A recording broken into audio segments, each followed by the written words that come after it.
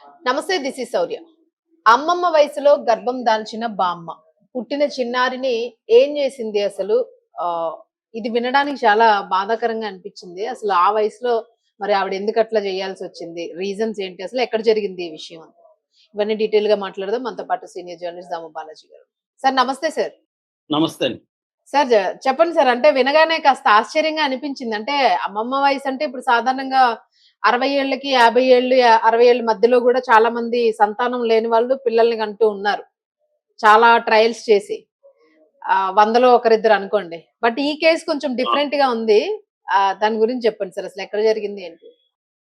ముందుగా అసలు సంఘటన ఎలా జరిగింది, ఏంటి అనేది చెప్పుకొని దాని తర్వాత నా విశ్లేషణ చెప్తాను.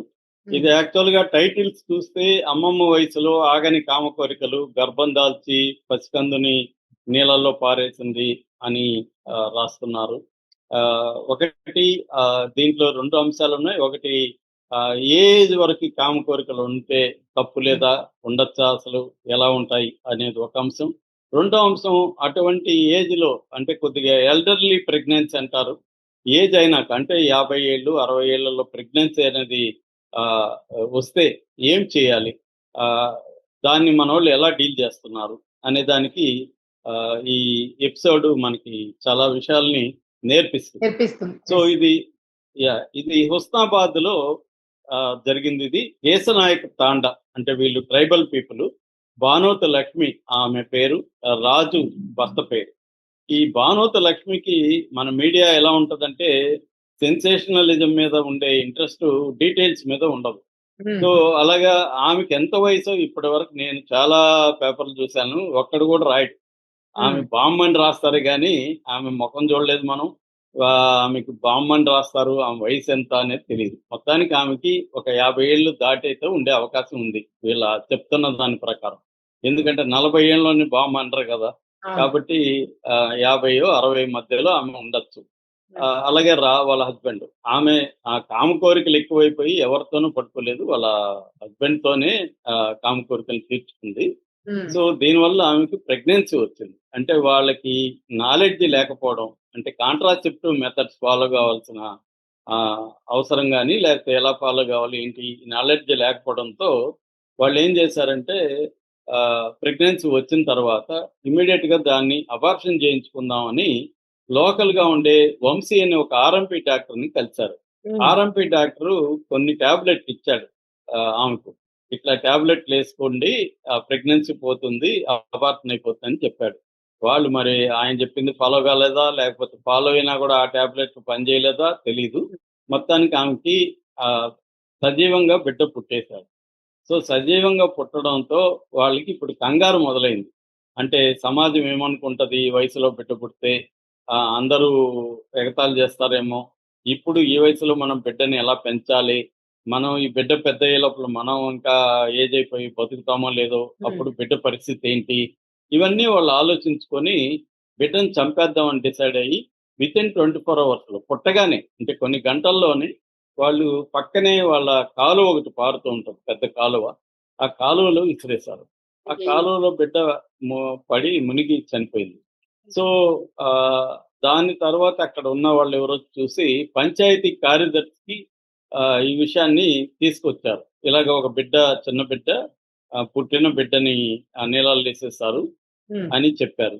దాంతో పంచాయతీ కార్యదర్శి పోలీసులకి కంప్లెయింట్ ఇచ్చాడు. సో, పోలీసులు వచ్చి పరిశీలించి దీన్ని ఎవరు చేశారు ఏంటి విచారిస్తే ఈ భానుత లక్ష్మి రాజుని ఈ పని చేశారని తేల్చింది. సో, హ్మ్. దాంతో వాళ్ళిద్దరిని కూడా అరెస్ట్ చేసి రిమాండ్‌కి పెట్టారు ఇప్పుడు. సో, వాళ్ళిద్దరూ జైల్‌లో ఉన్నారు. నిజానికి మామూలుగా చూసుకున్నప్పుడు భార్యాభర్తల మధ్య ఏ వయసు వరకు చేసుకోవాలనేది రూల్ ఏం లేదు సమాజంలో.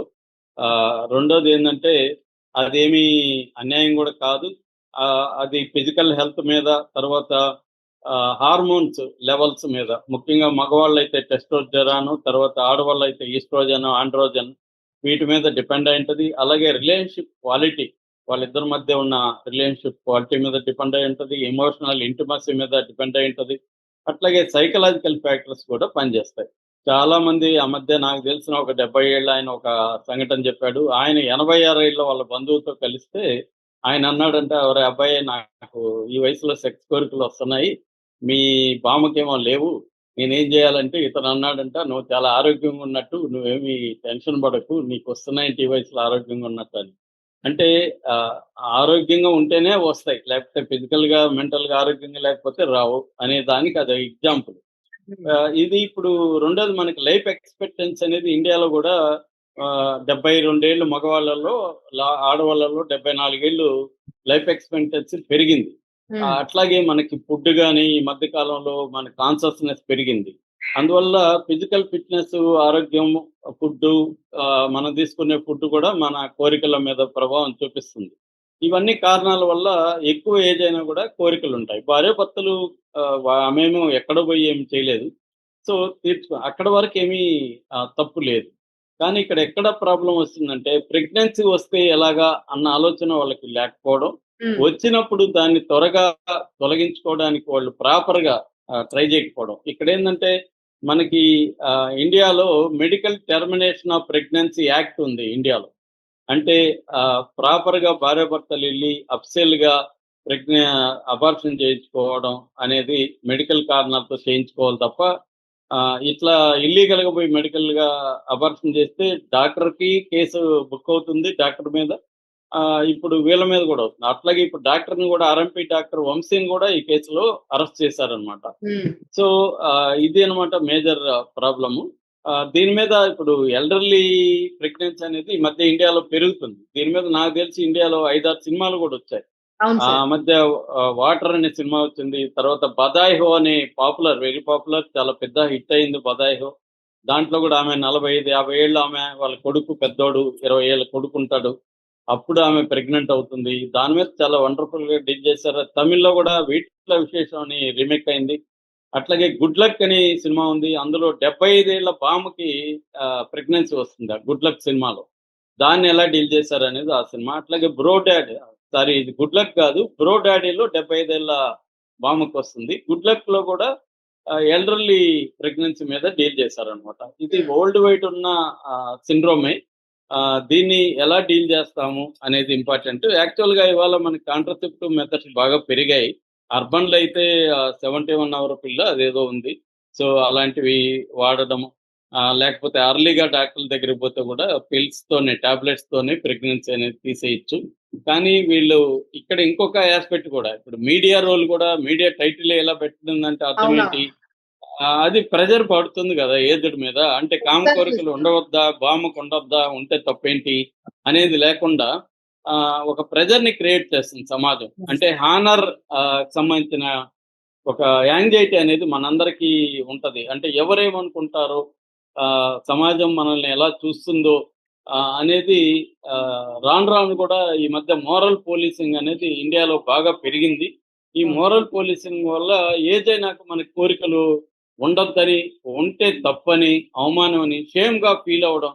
మనం చివరికి భార్యాభర్తలు ఎక్స్‌ప్రెస్ చేసుకోవాలంటే కూడా ఒక సిగ్గుపడ్డము, అవమానకరంగా ఫీల్ అవ్వడము అనేది అవును. పెరిగిపోయింది. అంటే మన మీద అదేదో తెలమంటాడు, ఈ పందులు ఆహ్, తమను తాము నగ్నంగా చూసుకోవడానికి కూడా భయపడతారని ఒక దీంట్లో అంటాడు. అలాంటి ఒక షేమ్‌ని, ఒక గిల్ట్‌ని, ఒక అపరాధ భావనని సమాజం మనకు కలిగిస్తుంది. హ్మ్. సో, నిజానికి దీన్ని ఎడ్యుకేట్ చేయాలి. అంటే ఇక్కడ సెక్స్ తప్పు కాదు. అట్ ఎనీ ఏజ్ అది వాళ్ళ ఇష్టము. కోరికలు తప్పు కాదు. దాన్ని తీర్చుకునే లీగల్ పద్ధతిలో తీర్చుకోవడం కూడా తప్పు కాదు. అయితే ప్రెగ్నెన్సీ వస్తే ఏం చేయాలి అనేది ముందస్తు ప్లాన్ ఉండాలి. హ్మ్. వచ్చినాక ఇమ్మీడియేట్‌గా దాన్ని ఎలా తొలగించుకోవాలనేది, ఒక లీగల్‌గా ఎట్లా వెళ్ళాలి అనే దానికి ప్లాన్ ఉండాలి. అవి లేకపోవడం, ఆ కైండ్ ఆఫ్ అవేర్‌నెస్ వీళ్ళకి లేకపోవడం అనేది ప్రధాన కారణంగా మనం చూడాలి. మ మన సమాజం తప్పు కూడా ఇక్కడ క్లియర్‌గా కనబడుతుంది. అంటే మనది హానర్ బేస్డ్ సొసైటీ అంటారు. అంటే మనం హానర్ మీదనే ఈ సమాజాలు బతుకుతుంటాయి. పరువు మీదనే బతుకుతుంటాయి. ఈ పరువు వల్లనే అనేక మంది జీవితాలు అతలాకుతలం అయిపోతుంటాయి. అందుకని దీంట్లో ప్రధానంగా సమాజం యొక్క ఒత్తిడి వల్లనే వీళ్ళిద్దరూ పెంచుకోలేకపోయారు. Number 1 reason. నంబర్ అవును. 2 రీజన్ ఆర్థిక పరిస్థితులు. ఇవాళ ఒకప్పుడేంటి 10 మంది బిడ్డలను కూడా సునాయాసంగా పెంచేసేవాళ్ళు. అవును. ఇవాళ ఒక బిడ్డని పెంచడం కూడా వెరీ వెరీ డిఫికల్ట్ అయిపోతుంది. సో, కాబట్టి మనం పెంచలేము అన్న ఒక భయంతో వాళ్ళు చేశారు. ఇప్పుడు దానికి వాళ్ళు ఫలితాన్ని అనుభవిస్తున్నారు. ఈ వయసులో వాళ్ళిద్దరూ జైలుకెళ్ళి జైల్లో గడపడం అనేది కూడా వెరీ హై రిస్క్.